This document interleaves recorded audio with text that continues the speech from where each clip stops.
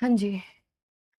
Hello बच्चों, नमस्कार, राधे राधे, राम राम और सबको मेरा सलाम। तो क्या हाल चाल, कैसे हैं आप सभी लोग? आई होप आप सब बढ़िया होंगे, मस्त होंगे, चकाचक होंगे और जोरदार तरीके से अपनी अपनी पढ़ाई में लग रखे होंगे।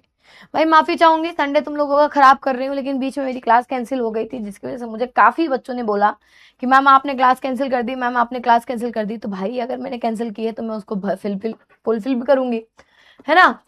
तो फिर आज मैंने लगवा ली क्लास। मैंने कहा कोई नहीं, आज क्लास लगवा ली जाए। पर मेरे को इतनी तगड़ी वाली नींद आ रही है, आप लोग जैसे मेरा चेहरा देख रहे हो, मेरी आवाज से पता चल रहा होगा कि आज मैम का चेहरा डल डल सा है, आंखें बंद हो रही है। रीजन बिंग, कल ही आप लोगों का इवेंट था, है ना। कल ही आप लोग का बैच लॉन्च था 2 होगा, और उस बैच लॉन्च के बाद हम लोग नोएडा थे, और 12-1 बजे हम लोग रूम पे पहुंचे हैं, और सुबह 4 बजे हम लोगों को निकलना था, बिकॉज हमारी ट्रेन थी सुबह सुबह की।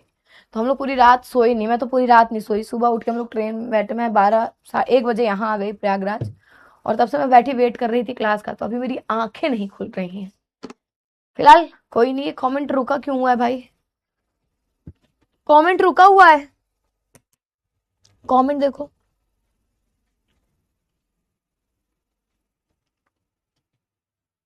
तो आज का जो बेसिकली चैप्टर है निंदा रस, बहुत छोटा चैप्टर है, ठीक है। बहुत प्यारा है, बहुत बढ़िया, और लेकिन बहुत छोटा चैप्टर है।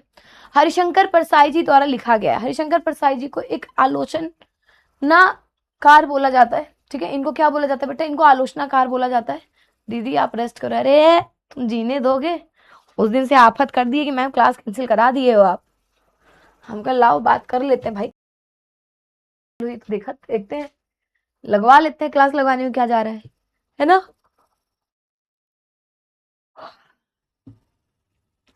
और सच बता रही हूँ, मेरी आंखें एकदम खुल नहीं रही हैं, है ना।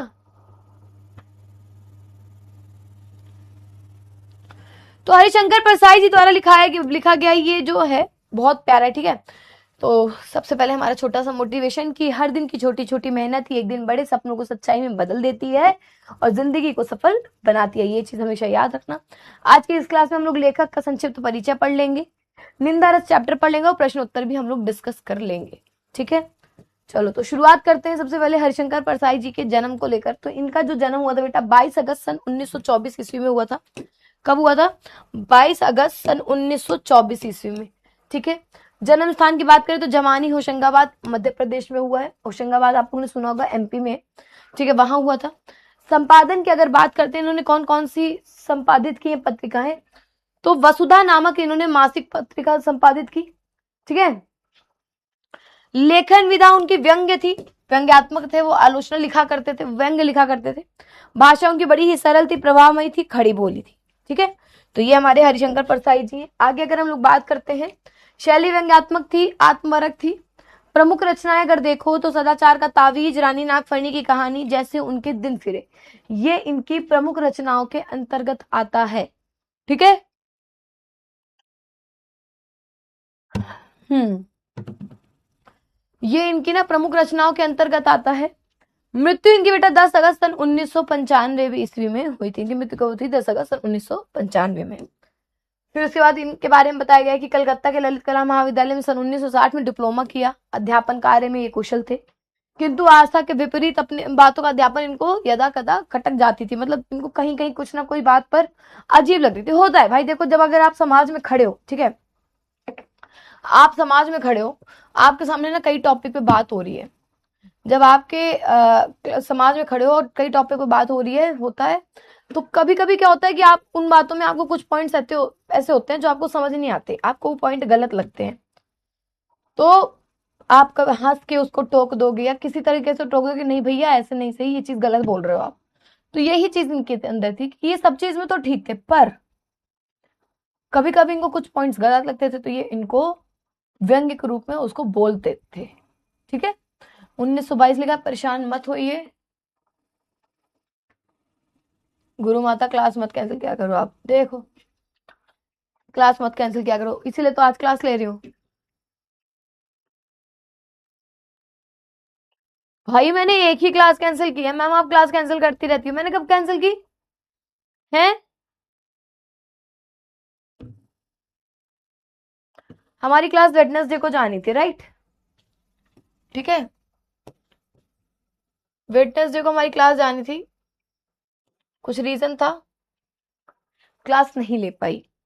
कि थर्सडे को जानी थी, कुछ ऐसा था ना, एक दिन मुझे क्लास लेनी थी, उस दिन नहीं ले पाई। नेक्स्ट डे मैंने लेक्चर लगवाया तो 4 बजे शिव सर कहते हैं भाई मेरी क्लास है, और 6 बजे किशन सर कहते हैं मेरी क्लास है। तो मैंने कहा ठीक है भाई आप अगले दिन लगा दो। अगले दिन क्लास 12 बजे लगती है और बाय स्मॉल मिस्टेक आपकी क्लास का स्लॉट बुक नहीं होता, क्योंकि हम लोग यहाँ जब क्लास लेते हैं ना तो स्लॉट बुकिंग होती है, तो स्लॉट बुक नहीं हुआ। और जब स्लॉट बुक नहीं हुआ ना तो फिर क्लास नहीं ले पाई। कल तो इवेंट ही था, तो यही रीजन था कि मैं क्लास नहीं ले पाई आप लोगों की, इसलिए आज ले रही हूँ। ठीक है,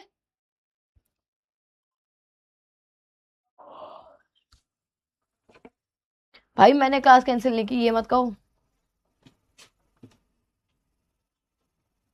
एक ही ये वाली करिए, ठीक है। चलो, बता तो रहे पूरी रात हम सोए नहीं है, पूरी रात ऐसे उल्लू की तरह टुकुर टुकुर जाग रहे थे, आंखें बंद हो रही थी पर नहीं, सोना नहीं था। अगर सो जाते तो सुबह ट्रेन नहीं पकड़ पाते।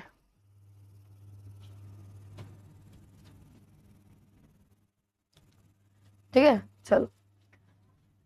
10 अगस्त 1995 को इनका निधन हो गया था। साहित्य में इनकी रुचि बहुत ही प्रगाढ़ थी, ठीक है, प्रारंभ से ही थी, काफी चीजें उन्होंने लिखी। अगर इनकी प्रमुख रचनाओं की आप बात करते हो तो इनकी कहानी संग्रह में हंसते हैं रोते हैं जैसे उनके दिन फिर कहानी संग्रह, उपन्यास बेटा रानी नागफनी की कहानी और तट की खोजी है इनके उपन्यास है।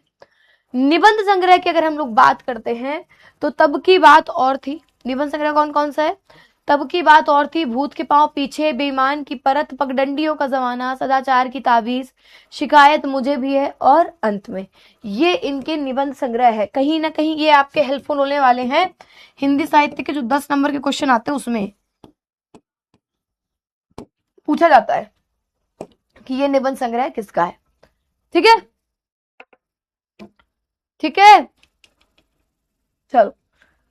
ये व्यंग्य शैली लिखा करते थे, व्यंग्य प्रधान लिखा करते थे। इनकी लिखने का तरीका जो था व्यंग्य लिखा करते थे, राजनीतिक चीजों पर, कई चीजों पर। तो ऐसे ही इन्होंने एक निबंध लिखा जिसका नाम था निंदा रस।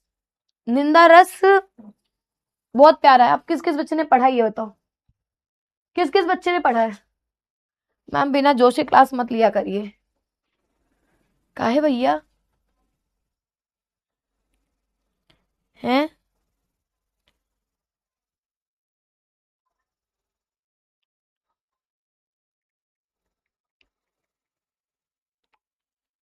बताओ, नहीं पढ़ा? अगर मैं एक क्वेश्चन देती हूं आप लोगों को कि 2+5 तो क्या आंसर होगा जहां पर खाली जगह है? बताओ, जहां खाली जगह है वहां पर क्या आंसर रहेगा? अगर मैंने क्वेश्चन दिया 2+-5, जल्दी से बताओ।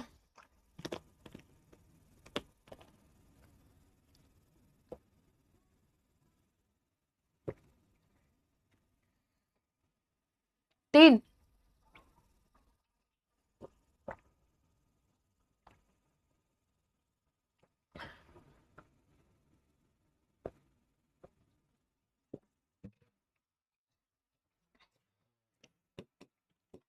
मैं -7 भी तो लिख सकती हूँ।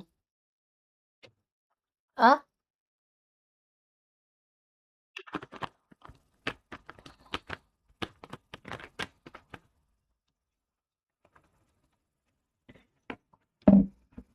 -7 भी लिख सकती हूँ, ठीक है। पर तुम लोग बोलो 3। अगर इसको हम बाय मैथ प्रॉपर वे में कैलकुलेट करें तो हम क्या करेंगे? अगर देखो छोटे बच्चे होते तो क्या करते, है ना? छोटे बच्चे होते तो क्या करते, उनको कहते बेटा डंडियां खींचो, इधर 5 डंडी है, इधर 2 है, 2 में से हटा देना, जितना बचेगा यहाँ पर ही आंसर होगा। ठीक है, तुम ये कहोगे गधा नहीं तो काय -5 होगा, -5 + 2 क्या हो जाएगा, -3 हो कि नहीं? समझो, अगर जैसे जैसे हम बड़े होते हैं हमारे क्वेश्चन के लेंथ बड़े होने लगते हैं। अब ऐसे इस क्वेश्चन का अगर मुझे बढ़ाना हो तो मैं बोलूंगी लेट एज्यूम डैश पे इसको मान लेंगे x और यहाँ पर होगा 5। अब इस 2 को अब x को इधर ही रखना है, ठीक है। अब x को इधर रखना है, 5 माइनस x की वैल्यू आ गई 3। ठीक है, तो यहां पर क्या आ जाएगा, यहां पर आ जाएगा 3, राइट। यहां पर क्या आ जाएगा 3। क्लियर। अब समझो, हमने क्या किया, जैसे जैसे हम बड़े होने लगे हमने अपने तरीके को और बड़ा करना चाहा। हमारे स्कूल में जब हम लोग छोटे छोटे थे, प्राइमरी में थे, तो हमको ऐसे उंगलियों पे जोड़ना सिखाया गया, ठीक है, ऐसे जोड़ना सिखाया गया। बट यहां पर हमने बोला कि इसको थोड़ा सा मैथमेटिकल तरीके से करो, थोड़ा सा लॉन्ग वे में करो, तो हमने एक्स की वैल्यू ले ली। हमने क्या किया बेटा जी, हमने एक्स ले लिया। इसी तरह लेखक ने यहां पर का लिया है, जैसे हम मैथ्स में एक्स ले लेते हैं, एज्यूम करते हैं, वैसे ही लेखक ने यहां पर एक व्यक्ति का नाम का एज्यूम कर लिया है। मतलब उसका रियल नेम नहीं लिखा, उसको जस्ट का बुलाने लगे। क्या बुलाने लगे, का। ठीक है, समझे। अभी अगर मैं इतना लंबा एक्सप्लेनेशन ना देती तो तुम पूछते मैम का क्या है, मैम का क्या है, मैम का क्या है। हाँ ठीक है, तुम क्या पूछते मैम का क्या है, तो वही चीज थी कि का कई महीने बाद आए थे। अब एक व्यक्ति होते हैं जिसका नाम लेखक ने नहीं लिखा, तो उसका नाम जस्ट उन्होंने मान लिया का, कि का जो है वो कई महीने बाद आए थे। सुबह चाय पीकर अखबार देख रहा था, वे तूफान की तरह कमरे में घुसे। कहते हैं कि मैं सुबह सुबह चाय पीकर अखबार पढ़ रहा था तो बड़े ही तूफान की तरह वो मेरे कमरे में घुसते हैं। साइक्लोन की तरह मुझे अपनी भुजाओं में पकड़ा तो मुझे धृतराष्ट्र की भुजाओं में जकड़े भीम के पुतले की याद आ गई। जब वो व्यक्ति मतलब मैं उनको ये पता चलता है कि वो आए हुए हैं और सुबह सुबह चाय की जगह चाय पी रहे होते हैं, तो वो बड़ा तेजी से उनके कमरे में घुसता है, जैसे साइक्लोन नहीं किसी चीज को पकड़ लेता है और अपने साथ नचाता है उसको, है ना। साइक्लोन नहीं होता भाई, साइक्लोन के अंदर अगर कोई चीज घुस जाती है तो वो उसी में बंध के रह जाती है। ठीक है, तो उसी तरह उन्होंने उसको अपने भुजाओं में जकड़ लिया। ठीक है, उसी तरह उन्होंने भुजाओं में जकड़ लिया। जब भुजाओं में जकड़ लिया तो लेखक कहते हैं तब मुझे धृतराष्ट्र की याद आती है जब उन्होंने भीम के पुतले को दबाया था भीम की जगह पर और उसके प्राण निकाल लिए थे, जो कि प्राणघाती था। कहा गया, सुना होगा महाभारत में कि एक बार क्या होता है, धृतराष्ट्र भीम को कहते हैं कि मैं तुमको गले लगाना चाहता हूं, तो श्री कृष्ण मना कर देते हैं भीम को कि नहीं तुम आगे नहीं जाओगे, अपने पुतले को भेजो। और जब पुतला भीम का उनके पास जाता है, धृतराष्ट्र उनको जब गले लगाते, धृतराष्ट्र वैसे भी अंधे होते हैं, तो धृतराष्ट्र उनको जब गले लगाते तो इतना तेज लगाते कि पुतला चूर चूर हो जाता है। और धृतराष्ट्र बड़ा तेजी से अपने बेटे का नाम लेकर चिल्लाते हैं, उनको लगता है कि उन्होंने भीम को मार दिया, पर सच्चाई वो नहीं होती। तो यही चीज यहां बोला गया है कि उसने मुझे अपनी भुजाओं में इस तरह पकड़ा तो मुझे धृतराष्ट्र की भुजाओं की जकड़े भीम के पुतले की याद आ गई।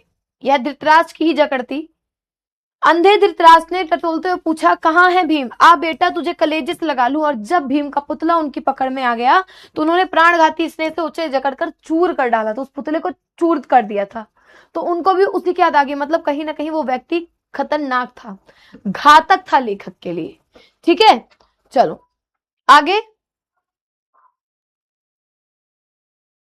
कि ऐसे मौके पर हम अक्सर अपने पुतले को अंकवार में दे देते हैं। ऐसे मौके पर क्या होता है, जब ऐसी जगह हमको पता होता है कि भाई ये इंसान सही नहीं है, तो वहां पर हम स्वयं नहीं जाते, वहां हम अपने पुतले को उनके अंकवार में दे देते हैं। अंक मतलब होता है गोद, गला, गले लगना। ठीक है, अंक का मतलब ऐसे गोद होता है, उनकी गोद में दे देते हैं कि भाई लो, अगर तुमको इतना ही स्नेह आ रहा है हमारे पुतले से स्नेह करो ना। और हम अलग खड़े देखते रहते हैं कि कहां से क्या मैं गले मिल सका, और हम अलग होकर ये देखते रहते हैं कि क्या वो इंसान सही था जिससे मैं गले मिल रहा था। ठीक है, क्या मुझे अपने उसने समेट कर कलेजे से लगा लिया, हरगिज नहीं, मैंने अपना पुतला ही उसे दिया। उसने कहा क्या मुझे उसने कलेजे से लगाया, नहीं, मैंने उसको अपना पुतला ही दिया। पुतला इसलिए उसकी भुजाओं में सौंप दिया कि मुझे मालूम था कि मैं धृतराष्ट्र से मिल रहा हूं। वो कहते हैं मुझे पता था कि मैं धृतराष्ट्र से मिल रहा हूं, इसीलिए मैंने स्वयं को नहीं समर्पित किया। पिछली रात को एक मित्र ने बताया कि का अपनी ससुराल आया है। पिछली रात को ही लेखक का एक मित्र उसको मिलता है और उसको बताता है कि जो का व्यक्ति था, मतलब का तो आज सुबह मिलना है लेखक से, लेकिन एक दिन पहले ही उसके मित्र मिलते हैं लेखक को, उसको ये बताते हैं कि का अपने ससुराल आया है और गा नाम का भी कोई व्यक्ति है, अननोन पर्सन, कि गा के साथ बैठकर शाम को 2-3 घंटे तक वो तुम्हारी निंदा करता रहा।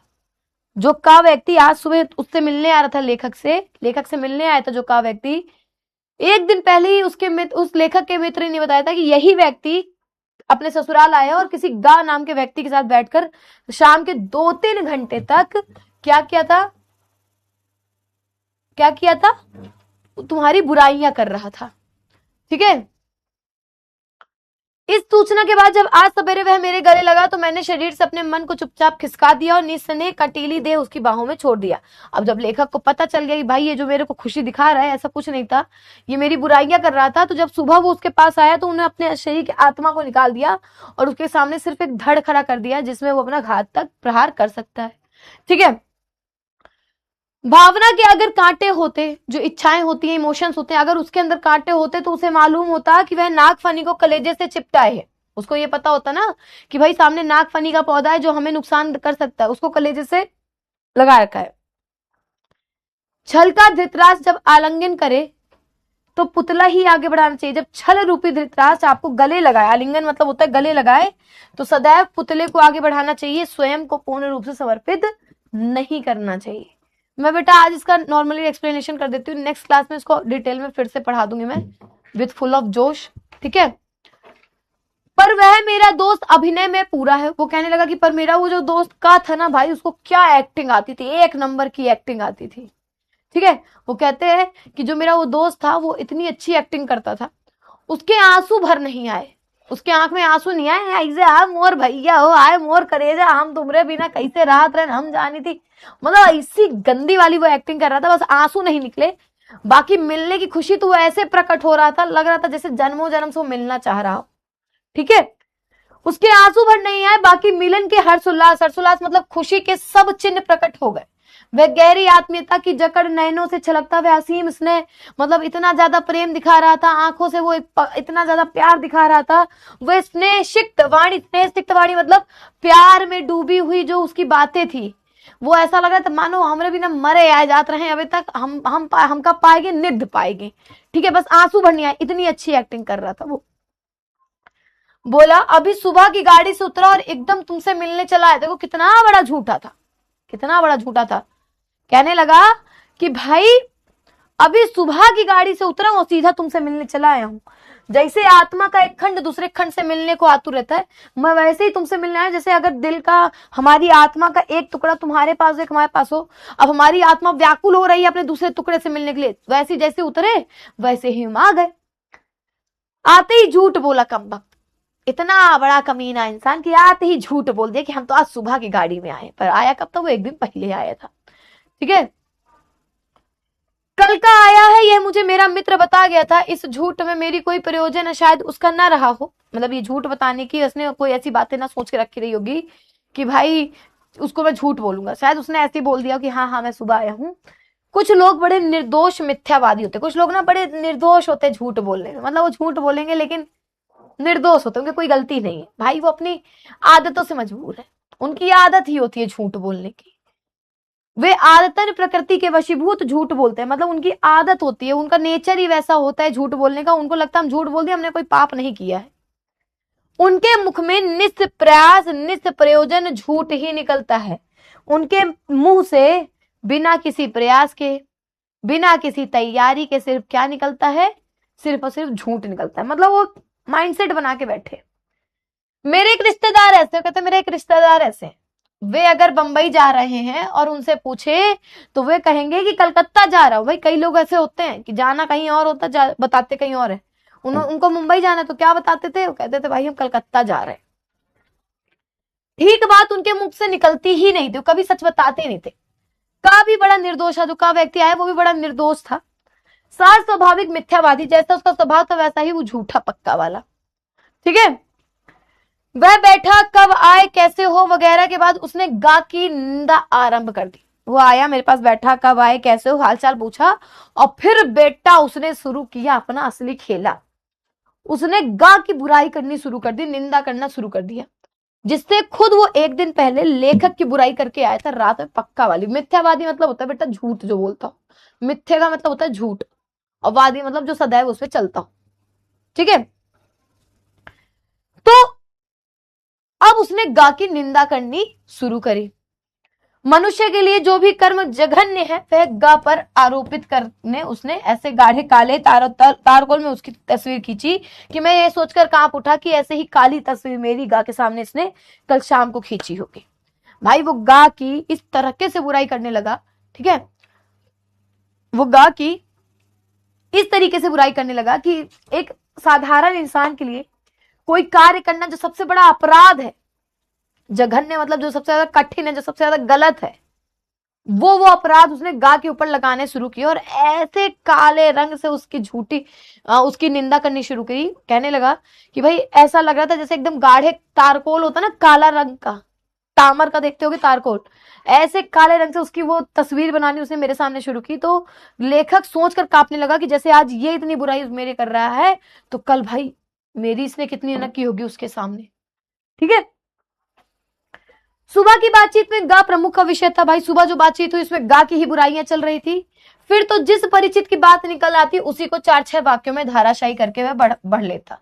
भाई पहले गा की खूब बुराई करी, फिर जिसको जिसको बात बताते कि भाई देखो हाँ उसको जानते हो उसकी भी बुराई कर रहे हो, उसको जानते हो उसकी बुराई, मतलब जिसका जिसका जान रहे थे सबकी बुराइयां करनी उसने शुरू कर दी। अब बुराई करता अरे मोरी माई सॉरी, वो जिसको जिसको जानता था सबकी बुराइयां करना शुरू करता और उनको आगे बढ़ाते चलता। अद्भुत यह है मेरा मित्र, लेखक कहते बड़ा ही अद्भुत मेरा ये मित्र था, उसके पास दोषों का पूरा कैटलॉग है। आप लोग साड़ी वाड़ी दुकान पे जाते हो ना, साड़ी वाले क्या कहेंगे, अरे मैडम जी सब छोड़ो, देखो ये कैटलॉग देखो, ये रही हमारी प्रीमियम बनारसी साड़ी, मैडम जी हाथ से बनाई गई है, एक एक रेशम धागे को एक एक तरीके से जोड़ा गया है। अरे मैडम जी ये पसंद नहीं आ रहा है, देखो नया फैशन आया जिम्मी चुकी साड़ी। जिम्मी चुकी साड़ी अगर आप मैडम जी पहन लेंगी ना, समझ लीजिए वो स्वर्ग से उतरी हुई अप्सरा लगेंगी। और ये नहीं पसंद में आ रही तो आपके पास तीसरा ऑप्शन आ जाता है हमारी organza sari, as always famous होने वाली, एज ऑलवेज ऑल टाइम सबकी फेवरेट हमारी ऑर्गेन्जा साड़ी। तो ऐसे करके पूरा कैटलॉग सामने करते हैं, ठीक है, सूची कैटलॉग। तो वैसे ही उसने एक तरीके से पूरी सूची शामिल दिखा दी सामने कि भाई हम तुम जिसको बोलो हम उसकी बुराई कर देंगे। मैंने सोचा कि जब वह हर परिचित की निंदा कर ही रहा है, लेखक कहता है भाई जब वो सबकी निंदा ही कर रहा है, सबकी बुराइयां ही कर रहा है, तो क्यों ना मैं भी लगे हाथ, क्यों ना मैं भी इसी लगा रही, जो मेरे विरोधी हैं, जो मेरे दुश्मन हैं, उनके नाम ले लेकर मतलब बुराइयां करवा लूं इससे। मैं भी अपने दुश्मनों की बुराइयां करवा लूं, थोड़ा सा मुझे भी सुकून मिले। मैं अपने विरोधियों का नाम लेता गया, मतलब मैं अपने दुश्मनों का नाम लेता गया और वह उन्हें निंदा की तलवार से काटता चला गया। मैं अपने दुश्मनों का नाम लेता गया और निंदा कर करके सबको ऐसा लग रहा था मानो कि ऐसे मैंने ले जाके अपने दुश्मन खड़ा किया, वो निंदा की तलवार से कट्ट से सर काटा, दूसरा गया कट्ट से सर काट दिया, ठीक है। जैसे लकड़ी चीरने की आरा मशीन के नीचे मजदूर लकड़ी का लट्ठा खिसकाता जाता और वह चीरता जाता है, जैसे आरा मशीन नीचे नहीं, लकड़ी का कट्ठा ऐसे ऐसे खसकाते जाओ और वो चीरता चला जाता है। गजब है भाई।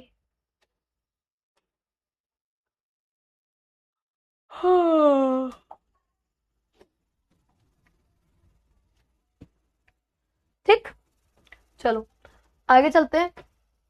आगे क्या कहते हैं, समझ में आ रहा है?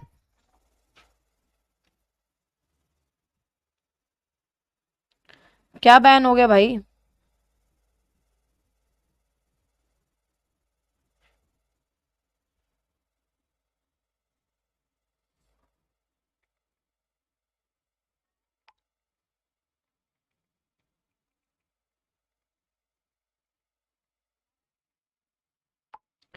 समझो कि वैसे ही मैंने विरोधियों के नाम एक एक खिसकाए और वह उन्हें काटता गया, वैसे ही मैं अपने अपने दुश्मनों के नाम आगे बढ़ाता गया और वो उनको काटता गया। कैसा आनंद था, कह रहे बड़ा लेखा कहता मुझे तो बहुत खुशी मिल रही थी, दुश्मनों को रण क्षेत्र में एक के बाद एक कटकर गिरते हुए देखकर योद्धा का ऐसा सुख होता होगा। लेखक कह रहा कि उस समय मुझे ऐसी खुशी मिल रही थी जैसे कि युद्ध भूमि पर दुश्मनों के सर कटते गिरते देख खुशी होती है, ठीक है। आगे, मेरे मन में गत रात्रि के उस निंदक मित्र के प्रति मैल नहीं रहा। फिर उसके बाद जब मैंने अपने दुश्मनों की बुराइयां करवा ली, फिर मेरे मन में उसके प्रति बुराई नहीं रही। मेरे को तो ये खुशी मिल गई, चलो मेरे दुश्मनों को भी इसने सुना डाला, उनकी भी बुराई कर डाली। क्या लाए भैया, लाओ आंख खुले थोड़ी सी मेरी, आपको जगा देख रहे वो भी बता रहे मैम आप सो रही थी, आपको जगाए तो उठी नहीं। दोनों एक हो गए थे, मतलब कहीं ना कहीं मैंने भी बुराइयां करी, उन्होंने बुराइयां करी, दोनों एक हो गए थे। भेद तो रात्रि के अंधकार में ही मिटता है भाई। जो भेद होते हैं, जो राज होते हैं, वो अंधकार अंधेरे में मिटता है। दिन के उजाले में भेद स्पष्ट हो जाते हैं। दिन के उजाले में जो राज होते हैं ना, वो साफ दिखाई देने लगते हैं। निंदा का ऐसा ही भेदनाशक अंधेरा होता है। 3-4 घंटे बाद जब वह विदा हुआ तो हम लोगों के मन में बड़ी शांति और तुष्टि थी। 3-4 घंटे बाद जब वो गया तो मन में ना एक अलग प्रकार की शांति और तुष्टि, मतलब ये था कि हाँ भाई सब ठीक है, सारी चीजें अच्छी हुई। निंदा की ऐसी महिमा है भाई, निंदा ऐसी होती है कि अगर किसी की बुराई करो तो अच्छा, और नहीं करो तब भी अच्छा। 2-4 निंदकों को एक जगह बैठकर निंदा में निम्नत देखिए तो तुलना कीजिए कि 2-4 ईश्वर भक्तों से जो रामधुन लगा रहे हैं। ठीक है, आप कभी 2-4 लोगों को, जो लोगों की बुराइयां करते हैं उनको बैठाना, और जो 2-4 लोग भक्ति करते हैं उनको बैठाना। निंदकों की एकाग्रता, परस्पर आत्मीयता, निमग्नता भक्तों में दुर्लभ है भाई। जिस प्रकार से जो निंदक लोग हैं, जो लोग बुराइयां करते हैं, वो इतने मन के साथ बुराइयां करेंगे, वो इतना ज्यादा मन लगाकर, इतनी तन्मयता के साथ बुराइयां करेंगे कि जो भक्त भक्ति कर रहे थे ना, जो पूजा कर रहे थे ना, वो इतना मन लगा के भक्ति पर ध्यान नहीं देंगे भाई। बड़ा मन के साथ, पूरे आत्म के साथ बुराइयां करते हैं। इसलिए संतों ने निंदकों को आंगन कुटी छवाए पास रखने की सलाह दी है। इसलिए संत क्या कहते हैं कि निंदकों को अपने घर के आंगन में कुटिया बना दो, वहीं बैठा हो, पर उनको अपने पास रखना चाहिए। ठीक है मैम, बैच में केवल हिंदी अच्छा नहीं पढ़ाया जा रहा है। उमेश आ गए भैया, क्या दिक्कत हो रही है भाई? क्या तुमको हिंदी में अच्छा नहीं समझ में आ रहा है? तुमको अब भाई मेरे को ये चीज बता दो, इस बार में इस साल तो मेरे को ऐसा कोई बच्चा नहीं चाहिए जो आके ये कहे कि हिंदी अच्छा नहीं पढ़ा रहे। क्या अच्छा हिंदी नहीं पढ़ाई जा रही भाई? एक एक लाइन एक्सप्लेन कर रही हूँ। आज की कहानी में कह रही हूँ ना कि मैं दोबारा समझाऊंगी, एक ही बार में नहीं होगा, 2 बार समझाऊंगी। हाँ बोलो।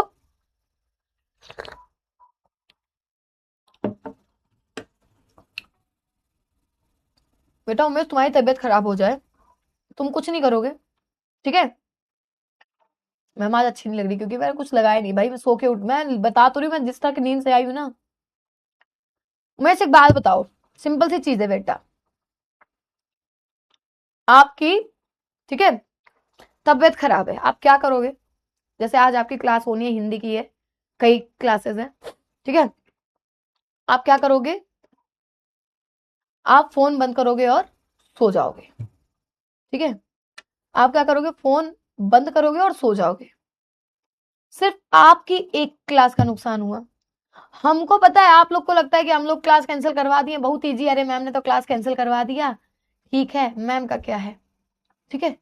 बेटा एक क्लास कैंसिल करवाने में ना 10 चीजें सोचनी पड़ती हैं, 10 चीजें सोचनी पड़ती है हम लोगों को। और समझ लो, अगर क्लास कैंसिल हुई है तो कोई ना कोई बहुत ही ज्यादा अर्जेंट होता है, कोई ना कोई बहुत ज्यादा इमरजेंसी होती है, तभी हमारी क्लास कैंसिल होती है। और मेरे को तुम कह रहे हो मैम आप अच्छा नहीं पढ़ा रहे हो, भाई मैं एक लाइन को 10 बार तुमसे पूछती हूँ कि ये चीज समझ में आई कि नहीं आई।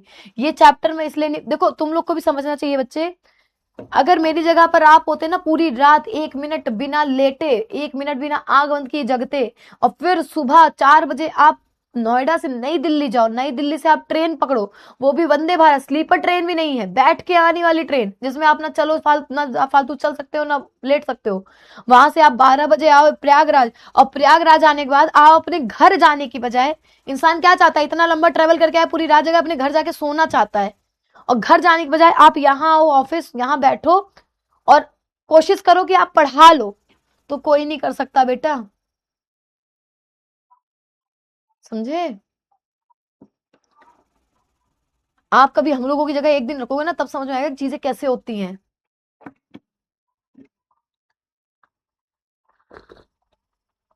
और आपको लग रहा है क्लास 2-3 दिन कैंसिल हुई है, वो 2-3 दिन नहीं कैंसिल हुई है, हमारी बैच की एक ही क्लास जाती है, वही क्लास मैंने नेक्स्ट डे के लिए बोली तो नहीं हो पाया, रीजन बीइंग कि कुछ था।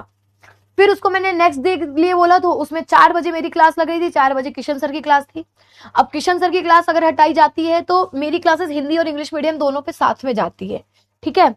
हिंदी और इंग्लिश मीडियम दोनों पे साथ में जाती है, लेकिन किशन सर लोग की क्लास क्या होती है, उनकी हिंदी मीडियम पे जा रही है, तो इंग्लिश मीडियम वाले बच्चों की क्लास में दिक्कत होता, मतलब दोनों बैचेस में दिक्कत होती। 4 बजे किशन सर की, सॉरी शिव सर की थी, किशन सर की 4 बजे शिव सर की क्लास। तो शिव सर ने कहा कि मैम मैं अपनी क्लास अभी नहीं चेंज कर सकता, आप मुझे आज पढ़ा लेंगे। मैंने कहा ठीक है, मैं 6 बजे ले लूंगी। 6 बजे किशन सर की क्लास, उन्होंने कहा मैम थोड़ा सा मेरा जरूरी है, ठीक है? तो उन्होंने कहा, मैंने कहा ठीक है चलो सर कल 12 बजे ले लेते। कल जब इवेंट था, 12 बजे क्लास शेड्यूल हुई बट मेरी क्लास स्लॉट बुक नहीं हुआ। मैं गई, मुझे पता लगा था मेरी क्लास है, बट क्लास फिर नहीं हो पाई। रीजन ये था कि स्लॉट नहीं बुक हुआ, इस कारण क्लास नहीं हुआ।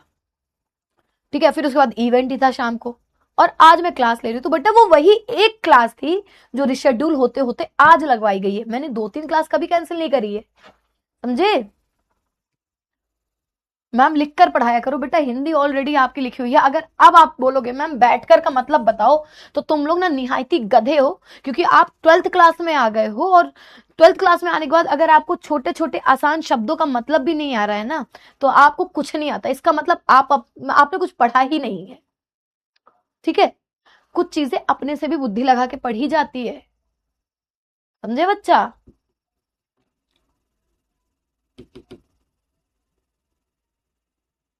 ओझा जी, लिखकर कविता में लिखकर पढ़ाती हूँ, पोएम जो पढ़ाती हूँ ना वो मैं लिखकर ही पढ़ाती हूँ बच्चे। अब इस कहानी में और क्या लिख के बताऊं मैं, बताओ। मैं गुस्सा नहीं कर रही हूँ, मैं बहुत ही रिलैक्स होकर समझा रही हूँ बच्चे आपको। ठीक है, अब समझ नहीं आ रहा है मैं फिर से समझाऊंगी। एक बार आज मैं समझा रही हूँ, इसको एक बार खुद से पढ़ना, और पढ़ने के बाद फिर से मैं समझाऊंगी। अब तुम चाहते हो कि मैडम जी यहाँ आए, मैडम जी एक एक लाइन बढ़ा के चले जाओ, दोबारा हमको किताब ना खोलना पड़े, तो बेटा ये पॉसिबल नहीं है। जब तक खुद से नहीं पढ़ोगे कुछ नहीं आने वाला, चाहे जितना हो, समझे।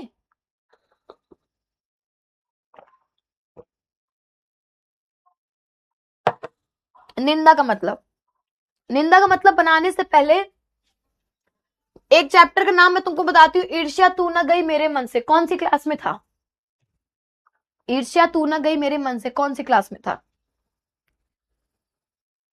इतना तो बेटा कॉमन सेंस होना चाहिए ना। मैं बार बार यहाँ कह रही हूँ, वो बुराई कर रहा था, बुराई कर रहा था, बुराई कर रहा था, तो किसी का बुराई करना ही निंदा कहलाता है ना। इतना तो इंसान समझ लेता है ना। किसी की बुराई करना ही निंदा कहलाता है। 10th में था ना, उसमें निंदा शब्द ऑलरेडी एक्सप्लेन किया गया था। निंदा का मतलब क्या होता है? ईर्ष्या निंदा की छोटी बहन होती है। निंदा मतलब होता है बुराई करना, समझे। चलो आगे समझो।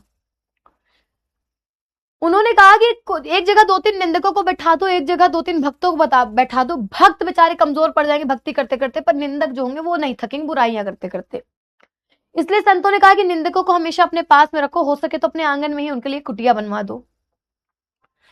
कुछ मिशनरी निंदक मैंने देखे। अब मिशनरी यहाँ पर निंदक की कैटेगरी को नाम दे दिया गया।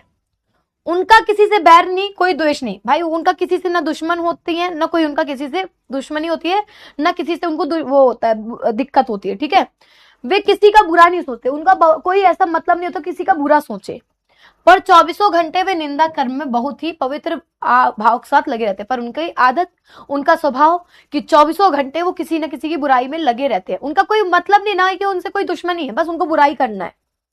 उनकी नितांत निर्लिप्तता, निष्पक्षता इसी से मालूम होती है। उनकी जो वो नितांत, नितांत मतलब जिसका कभी अंत नहीं होला, नित्य चलने वाला, कभी जिसका अंत ना हो, वो जिस प्रकार से निर्लिप्त रहते हैं, उसी चीज में लगे रहते हैं, वो निष्पक्ष होकर जो बुराई करते हैं उसका कभी अंत नहीं हो सकता। उनसे वो सारी चीजें पता चलती हैं। ठीक है, वे प्रसंग आने पर अपने आप की पगड़ी भी उसी आनंद में उछालते हैं। अगर मौका पड़े तो अपनी भी पगड़ी उछाल देंगे उस बात पर, जिस आनंद से अन्य लोग दुश्मन, जिस आनंद से अन्य लोग दुश्मन की, जिस आनंद से दूसरे लोगों की हम दुश्मनों की पगड़ी उछालते हैं, वैसे वो अपनी भी उछाल देंगे, पर उनको निंदा करनी है। निंदा इनके लिए टॉनिक होती है। टॉनिक मतलब दवाई। ट्रेड यूनियन के इस जमाने में निंदकों के संघ बन गए हैं। भाई पहले ट्रेड यूनियन बनता था ना, तो अब निंदकों का भी एक ग्रुप बन गया है जो बुराई करने वाले हैं। संघ के सदस्य जहां तहां से खबरें लाते हैं। भाई हर एरिया में एक एक इंसान को बैठा दिया गया। ठीक है, कोई बात नहीं, कोई बात नहीं बेटा, मैं डांट नहीं रही थी ओझा, हरिशंकर ओझा बच्चे, आपको मैं डांट नहीं रही थी, मैं जस्ट समझा रही थी। आप कभी मुझसे ये मत सोचना पूजा मैम डांट रही है। पूजा मैम डांटती नहीं, पूजा मैम समझाती है। भाई मैं एक टीचर होकर तुमको यहाँ नहीं पढ़ा रही हूँ। मेरे माइंड में बिल्कुल नहीं है कि मैं एक, ये तो भाई स्टूडेंट है, मैं टीचर हूँ, टीचर वाला रूप दिखाना है ना। मैं वो नहीं, मैं तुम्हारी दीदी बन के पढ़ा रही हूँ। दीदी गुस्से में डांटती भी है, प्यार भी करती है, समझाती भी। मैं एक दीदी हूँ, दीदी की तरह पढ़ो। ठीक है, चलो। तो क्या कहते हैं कि उनका भी अपने ग्रुप बनता है। अब उनके लोग सब इधर उधर से फैले रहते हैं, फैल के इधर उधर की सब खबरें लाते हैं, और जो संघ का मालिक होता है, जो सबसे बड़ा वो होता है, प्रधान होता है, हेड होता है, उसको लाकर बातें बताता है। ये हुआ कच्चा माल। मतलब उन्होंने चारों तरफ से बातें सुनी, लाकर हेड को बताई, वो कच्चा माल अपनी जगह पर पहुंच गया। अब जो प्रधान है उसको पक्का माल बनाएगा। कैसे? वो अलग अलग सदस्यों को उसमें दो चार बातें और जोड़ेगा, उसमें हल्दी मिर्च नमक और तड़क भड़क लगाएगा। ठीक है, जब तड़क भड़क लगा देगा उसके बाद वो उसको सबको बांटने के लिए कहेगा कि जाओ अब ये बातों को इस तरीके से तुमको सबके सामने बतानी है। ठीक है, बहुजन हिताय मुफ्त बांटने के लिए देगा। यह फुर्सत का काम है, इसलिए जिनके पास कुछ और करने को नहीं होता वे इसी बड़ी खूबी से करते हैं। जो लोग कुछ नहीं करते वो निंदा बहुत अच्छे से करते हैं, बुराइयां बहुत अच्छे से करते हैं। ठीक है, सेजल पढ़ ले बच्चा। एक दिन हमने एक ऐसे संघ के अध्यक्ष से कहा, ऐसे ही कोई निंदकों का संघ था, ग्रुप था जो लोग बुराइयां करते थे, उनके अध्यक्ष से कहा कि यार आजकल लोग तुम्हारे बारे में बहुत बुरा बुरा कहते हैं। उसने कहा कि आजकल तुम्हारे बारे में लोग बहुत बुरा बुरा कह रहे हैं। हमने कहा आपके बारे में मुझसे कोई भी बुरा नहीं कहता, लोग जानते हैं कि आपके कानों घूरे में इस तरह का कचरा जमे में डाला जा सकता है। मतलब एक उसके अध्यक्ष ने मुझसे कहा कि भाई आपके बारे में लोग बहुत बुरा बुरा करते हैं। तो मैंने उनको जवाब दिया मेरे बारे में कोई बुरा नहीं कहता, उल्टा आपके कान में इतना कचरा जमा हुआ है कि उसको कूड़े कचरे में डाला जा सकता है। ठीक है, ईर्ष्या द्वेष से प्रेरित निंदा भी होती है। जलन, जो जलन होती है दुश्मनी के कारण भी निंदा निकलती है। जब हम किसी की तरक्की नहीं देखते, जलते हैं, गुस्साते, मतलब अच्छा नहीं लगता, तब भी हम उसकी बुराई करते हैं। जो हमने वो चीजें पढ़ी थी ना, ईर्ष्या तू ना गई मेरे मन से, वही बात बोली गई है। लेकिन इसमें वह मजा नहीं जो मिशनरी भाव से निंदा करने में आता है। लेकिन इसमें वो मजा नहीं आता जो बिना किसी ईर्ष्या द्वेष के निंदा करने में मजा आती है वो। इस प्रकार का निंदक बड़ा ही दुखी होता है। ईर्ष्या द्वेष से 24 घंटे वो जलता रहता है। भाई पहले ही वो जलन के मारे जल रहा है, बुराइयां कर रहा है, वैसे ही उसको सजा मिल रही है। निंदा का जल छिड़ककर कुछ शांति अनुभव करता है। वो निंदा करके अपने ऊपर कुछ जल छिड़कता है और शांति अनुभव करता है। ऐसे निंदक बड़े दयनीय होते हैं। अपने अक्षमता से पीड़ित वह बेचारा दूसरे सक्षमता के चांद को देखकर सारी रात श्वान जैसे भौंकता है। अपने अंदर कमी को ना देखकर दूसरे की अच्छाई को देखकर वो पूरी रात उसको देखेगा और कुत्ते की तरह चांद की ओर देख के भौंकेगा। ठीक है, ईर्ष्या द्वेष से प्रेरित निंदा करने वाले को कोई दंड देने की जरूरत नहीं है। जो लोग जलन के मारे, दुश्मनी के मारे लोगों को बुरा करते हैं, उनको सजा देने को कोई मतलब नहीं है। वह निंदक बेचारा स्वयं दंडित होता है, वो स्वयं खुद अपने आप दंडित हो रहा है। भाई उसको इतनी ज्यादा दिक्कतें हो रही हैं। आप चैन से सोइए और वह जलन के कारण सो नहीं पाता। आप आराम से सो, वो जलन के मारे सो ही नहीं पाएगा। उसे और क्या दंड चाहिए? निरंतर अच्छे कार्य करते जाने से उसका दंड भी सख्त होता जाता है। जैसे जैसे आप अच्छा काम करोगे वैसे वैसे उसका जो दंड है वो और कठिन होता जाएगा। ठीक है, चलो तो ये चैप्टर यही तक है, बाकी का हम लोग नेक्स्ट क्लास में पढ़ेंगे। ठीक है, बाकी का हम लोग नेक्स्ट क्लास में पढ़ेंगे। ठीक है, ताकि अच्छे से तुम लोग का एक्सप्लेन हो जाए। तुम लोग थोड़ा सा कंफ्यूज हो रहे हो चीजों को लेकर।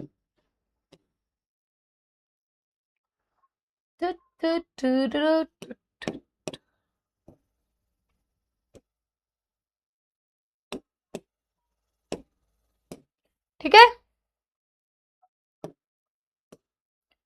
क्लियर है बच्चा? बाकी यहाँ वर्ड मीनिंग दिया हुआ है। ठीक है, होमवर्क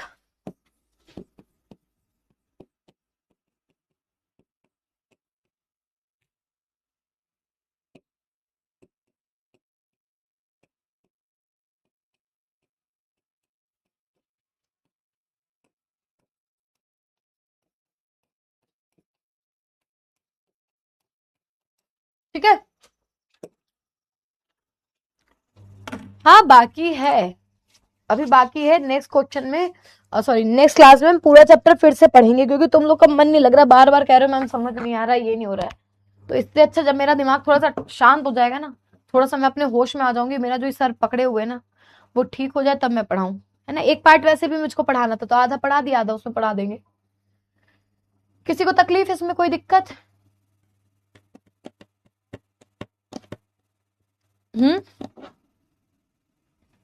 भाई किसी को दुख तकलीफ है, दिक्कत है?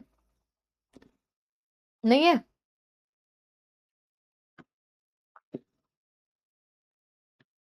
डाउट देख लें। मैम 2.0 क्या है बेटा? जिन बच्चों का बैकलॉग लग गया, जिन बच्चों ने अभी तक पढ़ाई भी शुरू नहीं की थी, वो बच्चे इस बैच को लेकर अपना फिर से शुरुआत से हर चीज को पढ़ सकते हैं। ठीक है, वो खुद चेक करने होते हैं, बता दिया जाएगा। मैम श्वान जरा बता दीजिए फिर से। श्वान का मतलब कुत्ते को कहते हैं बेटा, श्वान। साइक्लोन का मीन्स साइक्लोन। साइक्लोन जानते हो, जो बड़े वाले तूफान आते हैं जैसे गोल गोल गोल गोल गोल गोल वाले, वो हाँ बेटा, इन्फिनाइट और इन्फिनिटी प्रो वाले बच्चों को ही 2.2 मिलेगा, रेगुलर वालों को नहीं मिल पाएगा। ठीक है। बहुजन हिताय मतलब लोगों की अच्छाई, अच्छे के लिए। बहुजन मतलब लोग होते, हिताय मतलब उनके अच्छाई के लिए। रैंडम संस्कृत पढ़ा दिया जाएगा बेटा। Union just like a group, एक होता है ना यूनियन बनाई गई है, ग्रुप बनाया गया है कि कोई भी किसी को तकलीफ होगी तो यूनियन के अध्यक्ष को बताया जाएगा, वो उसको दूर करेगा। ठीक है, चलो ठीक है भाई लोग, मिलती हूँ आप लोगों से अगली बार अगली क्लास में। तब तक के लिए नमस्कार, टाटा बाय बाय, साइनारा, ख्याल रखिएगा, मस्त रहिएगा, खुश रहिएगा, स्वस्थ रहिएगा। जय Hind, love you all, Radhe Radhe, bye bye.